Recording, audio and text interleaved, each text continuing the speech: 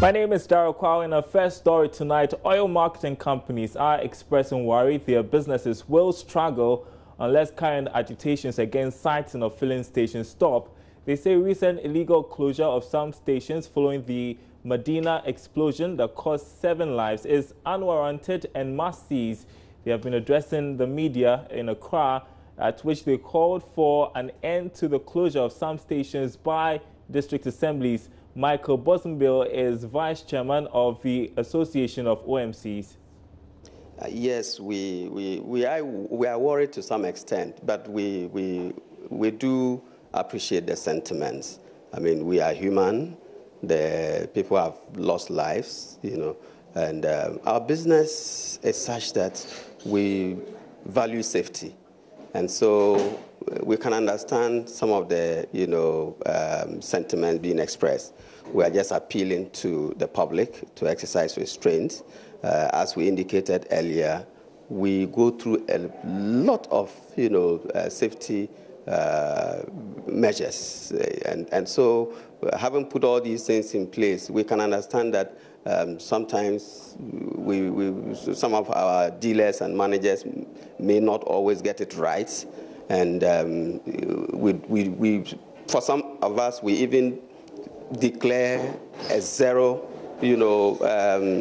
tolerance for accidents. And so, but it's human beings who are, running the show at the station level. And there are also other external factors that come in.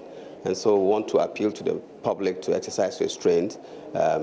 We would work together to make sure that we correct some of these things. Okay. Especially the closure of stations. If this is not stopped, what could be the possible consequence on your business, you think? Yes. I wouldn't even want to look at it within the context of our business first. Ultimately, our consumers.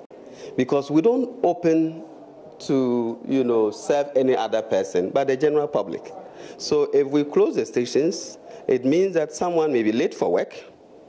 It also means that the market woman who has to wake up very early to go to the market to sell wouldn't be able to do so. It means that even the official who is coming to close the station down, if you don't get the fuel, you can't even get to the station. If all the stations are closed down, so let's understand that our work is meant to ensure that the economy is oiled and everyone gets the opportunity to move around and do his or her business. And so I would say that sometimes the expression of sentiments, could lead to people not appreciating the fact that if it's taken too far, all of us will suffer. So it's not just the oil marketing company. But indeed, if this continues as companies and your stations are not operating, you'll be compelled to lay off staff. And also, we will also have difficulty in meeting our obligations to our bankers because we take a lot of loans from the banks. And so those are some of the concerns. So what final assurance will you give to members of the public who are concerned, who are apprehensive and all of that, that you do the right thing and that this incident wouldn't be repeated? Yes. We want to assure them that, as we indicated during the press conference, we are patiently waiting for the report so that we would understand exactly what happened. Let me put this in context. We have well over 3,000 fuel stations scattered all over the country. So when there's an accident at one or two places, you want to find out what exactly went wrong. If it is one person who failed to comply with the safety protocols, the person must suffer the consequences. So we are not in any way, looking at shielding anybody. So we just want to know what exactly happened, and we can only know that through the report that will be produced. We look forward to it. So what's the solution to fire disasters at gas refilling stations? It's not to close down such stations, but to rather take a careful assessment of individual cases to ascertain what engendered particular incidents. That's advice from Director of Express Gas Ghana, Kofi in Ketia, Tebiri. Former CEO of the National Petroleum Authority had earlier urged government to close down all filling depots for safety concerns and revisit the implementation of the centralized filling stations in non-residential areas. But Mr. Tebiri says the current distribution model the country is using is unique and has an enhanced penetration in the country. He is therefore calling for a critical look at safety compliance by fuel stations to maximize the gains of LPG usage. It behoves on us to figure out how best we can make the best out of what we have. And in my opinion, making the best out of what we have is not to say, okay, all refilling stations should shut down. It's to say you do a case-by-case assessment of locations of these refilling stations, define exactly, the criteria for the location of these refilling stations. Appreciate the fact that these refilling stations have been there before there was development around them. And then, carefully, in a very fair and, honest way, define steps to ensure that refilling stations are not, abide by the distances they are supposed to be away from residential and commercial buildings. Our LPG distribution model is a very unique one. In other countries, you rarely, I have to say, you rarely see refilling stations almost everywhere. In fact, those countries are aspiring to implement our distribution model. Why? Because our distribution model has really allowed us to increase access, availability, and penetration of LPG. That has been a very great advantage to us as a country. But you see, as the sector has grown, standards have been flouted. That we don't have to blame it necessarily on the distribution model. We have to blame it on the fact that standards and regulations have not been complied with. So yes, we don't hear things like this. It happens, but even when it happens, it's usually around the places, limited to the bottling plant or the station. But these countries are also kind of expanding their, the locations of their bottling plants as the country grows and welcomes and appreciates the use of LPG. So we must, there are pros and cons. I mean, our existing distribution model has allowed us as a country, or has enabled us as a country, to be able to consume in excess of close to 250,000, almost close to 300,000 metric tons of gas per year. Other countries are doing 20,000 metric tons per year, 30,000 metric tons per year. I mean, you go to Nairobi, Kenya, they are doing just around 100,000 metric tons a year, and they are using this cylinder recirculation model. And so we have to appreciate the benefits and the advantages this sector has, given us as a country.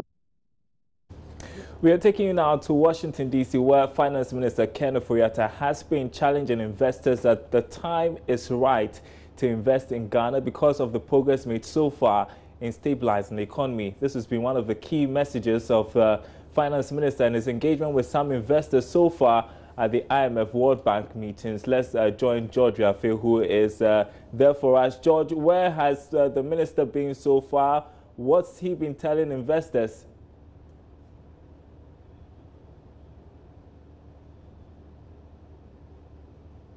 All right, we are going to try one more time and establish contact with George. George, if you can hear me, was asking you where the minister has been. What's he been telling investors?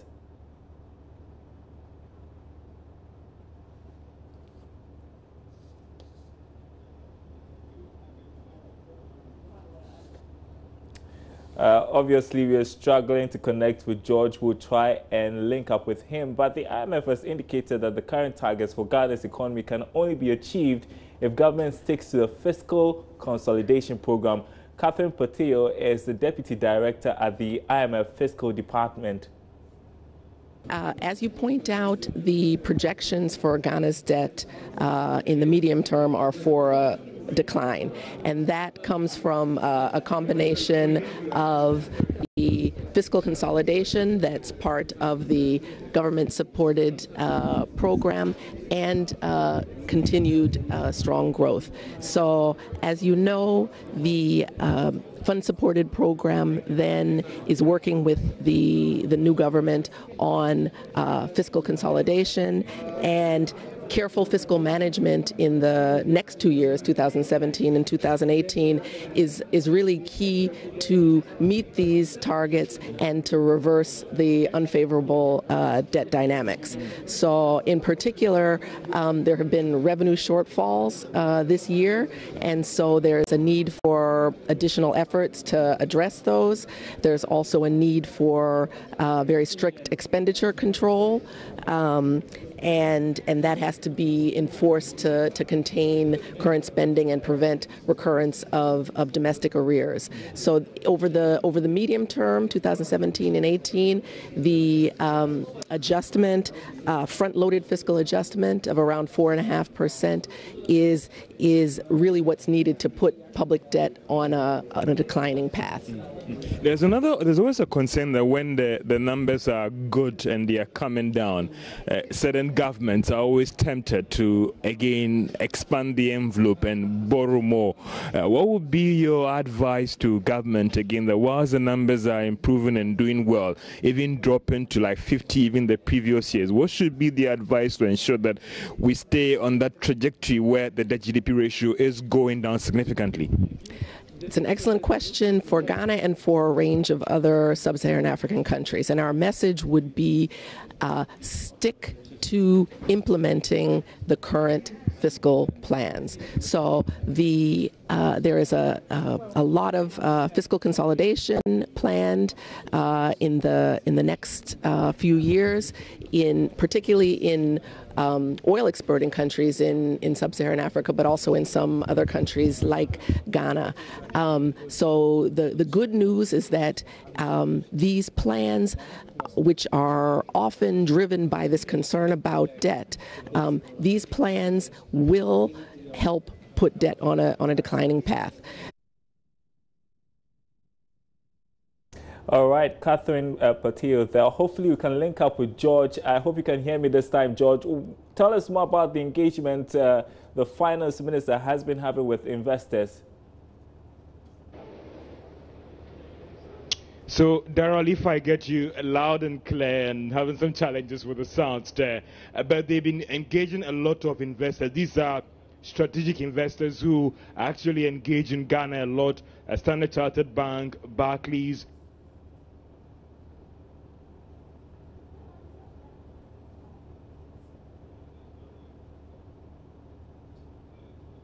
Okay, you can understand it's a long way from here. George Afe trying to join us from Washington, D.C. If we have a better connection, we'll get back to him. Now, the French Chamber of Commerce and Industry has met a team of investors to explore best avenues to invest in the agricultural sector. The French investors are impressing on government the need to add more value to agribusiness to improve the performance of the sector. Charles Aite has more in this report. The Chamber of Commerce and Industry France have met with investors, both local and international, to deliberate on the best ways by which they could refocus their capital here in Ghana. This comes in the wake of the poor performance of the agricultural industry in the country, a situation that has seen governments come up with very urgent policies, top of which has been the Planting for Food and Jobs and the One Village, One Dam initiative. But in the midst of all these initiatives, these investors are here to deliberate on the best ways by which they could refocus their energies in ensuring that the agricultural sector is revamped. We shall be speaking to some of these investors on what this means to them and their clear directional path. The conference saw key players in Ghana's agric sector deliberate on the best ways of ensuring that doing business in the agric sector is very lucrative. Delphine Adenot Obusu is the director of the Chamber of Commerce and Industry France International, CCI. She tells Joy Business that many investors in France are now considering investing heavily in Ghana's agricultural sector. It's important to add value to Ghanaian products. So agro-business, of course, it's important, but now we need to find a way of how to transform some of these products to add value, so then when they export the products, there's more value to the country. So this is what we are trying to do by having such events. We are really trying to show, well, tonight it was a little bit different, but we were really trying to show what the French know-how in the agro industry was doing, and it's important to show that yes, it's French investment, but there's a real local impact. Managing Director of Golden Exotics Limited spoke on the shortfalls of Ghana's agribusiness and asked government to consider long-term investment in the agric sector. I just want to ask for the government, as we all ask when we are in the business, is to have a long-term view and no sudden changes in the rules, etc. But we are very happy with how it goes in Ghana about this. Okay. Agriculture should be more important in the view of the politicians and of the authorities of Ghana. I come from Côte d'Ivoire, and I can really see a big difference of how agriculture is considered in both countries.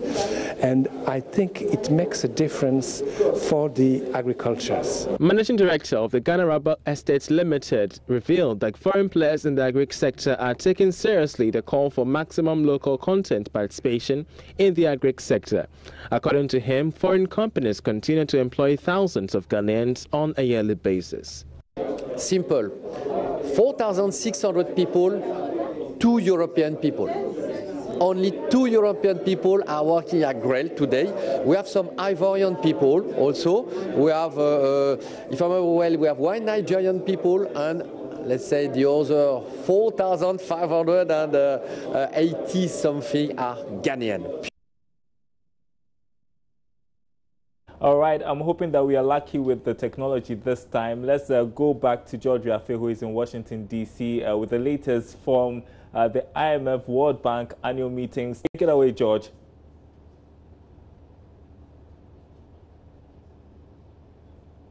Hello, George.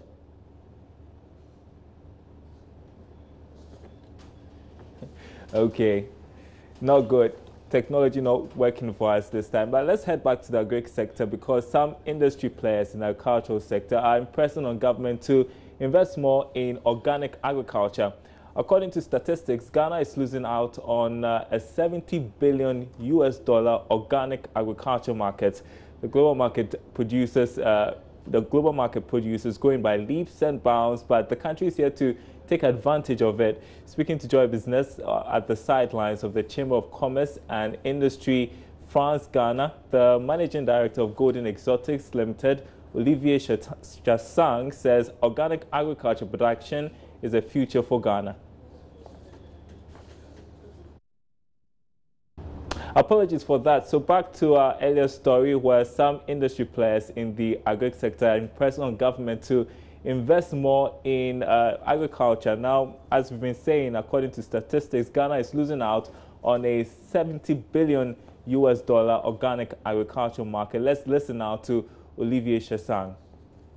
I think that Ghana should focus on organic production, because organic production is the future. Today we are talking about conventional and organic production. Maybe within 20 years we will only talk about organic production, because it's the trend of how it goes. Less use of pesticides, chemicals, etc.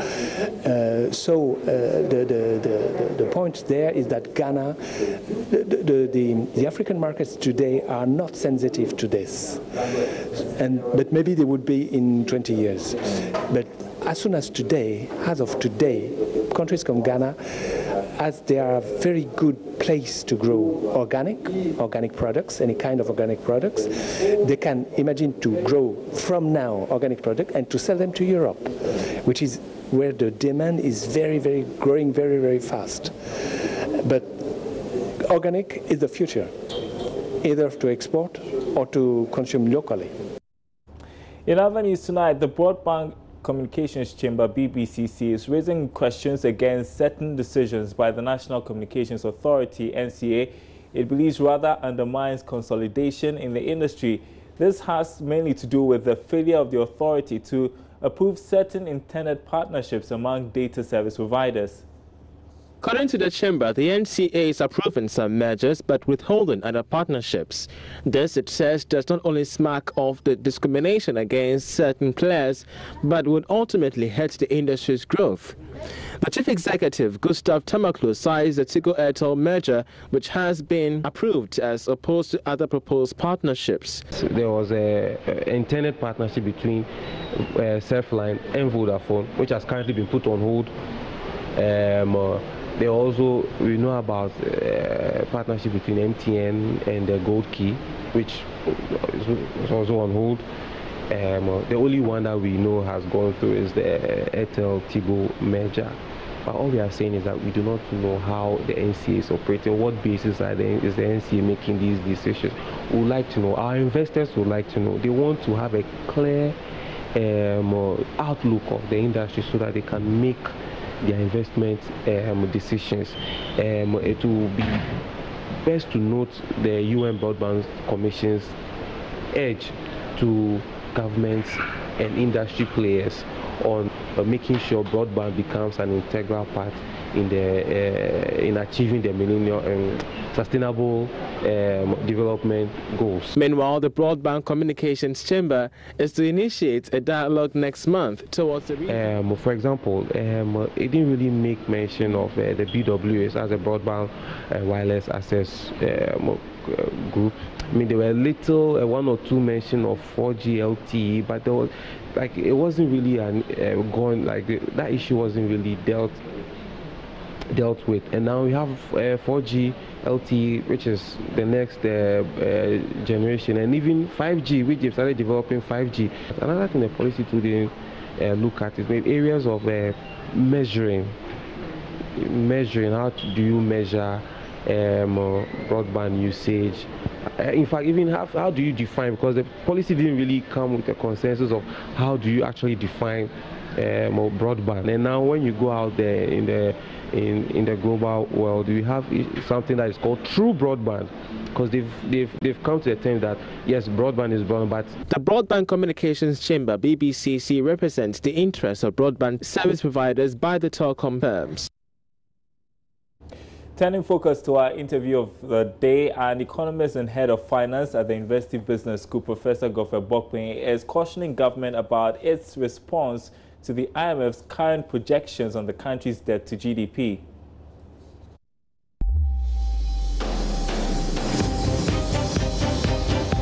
Interview of the day. To a large extent, that is good news. We have seen the debt declining, quite gradual though, but I think that is also consistent with what we want. We cannot do a much drastic reduction because that will have implication for short-run growth, and that would equally have implication for inequality and then the burden of the adjustments and how it will be shared. Of course, always it will not be shared equitably. The poor will tend to bear the bigger brunt of that. So I think that is good news. Once addition to the debt stock from the fiscal deficit is narrowing with the government budget and the consolidation efforts, then the understanding is that it should decline naturally. But we don't have the capacity, the physical space to be able to pay off our debt the way we would have wished. Okay, so the question is how much of this public debt can we live with, so that we ease the debt burden quite gradually, more naturally through the growth process than maybe trying to pay it off or through tough fiscal consolidation that would also have what implications for us. So it sounds good news, but that's just one angle of looking at debt sustainability, where you are just looking at debt to GDP ratio. Of course, 70% by the end of this year looks quite good. It is also predicted that it will go down quite gradually. And within this, we also have to look at it that even the overall IMF program, we are not looking at it in terms of the significant debt reduction that we want to have. But if we are able to see that there's a consistent decline in terms of our debts to a more sustainable level, then that is good news to some extent, because we are looking at it more within the medium to the long term of our debt actually returning to much more below 60%. I spoke to the IMF, the author of the report, and she was attributing it to the implementation of the fiscal consolidation program. for you, what do you make of this argument? I think it's quite sound. We have seen that even before the election, we saw that fiscal consolidation was taking root, except for the election year, the last 4 months of 2016, that actually.